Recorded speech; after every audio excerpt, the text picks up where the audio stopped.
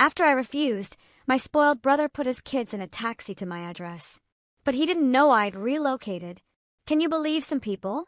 My brother, my own brother, actually sent his kids to my address in a taxi because I dared to say no. But what he didn't know, I'd moved. And the person who did live there made one single phone call that unleashed a tidal wave of consequences Marcus never, ever saw coming. Look, my name is Kendra. I'm 34, a senior risk analyst for a huge investment firm in Atlanta.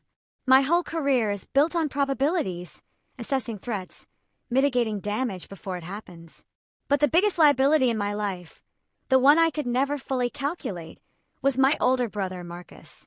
Yesterday, Marcus decided to gamble with his own children's safety because he just couldn't stomach hearing the word no. He packed his 3 kids, Leo, Maya, and little Ruby, into an Uber and sent them to my doorstep. Why? So he and his wife, Becky, could jet off to Napa Valley for a luxury anniversary weekend he absolutely, unequivocally could not afford. He thought he was calling my bluff. He thought I'd cave, like I always used to. But what Marcus didn't know was that I sold that house 3 months ago. He didn't know that a 60-year-old Marine colonel with a zero-tolerance policy lives there now. And he certainly didn't expect that his arrogant stunt would lead to him landing in handcuffs the moment his plane touched down in California. If you've ever been the family doormat who finally decided to become a concrete wall, then this nightmare? It began at 5 a.m. on a humid Atlanta Thursday.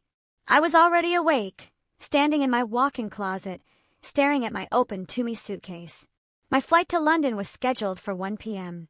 This wasn't a vacation. I was leading the due diligence team on a $5 million merger, a deal my firm had been chasing for 8 months.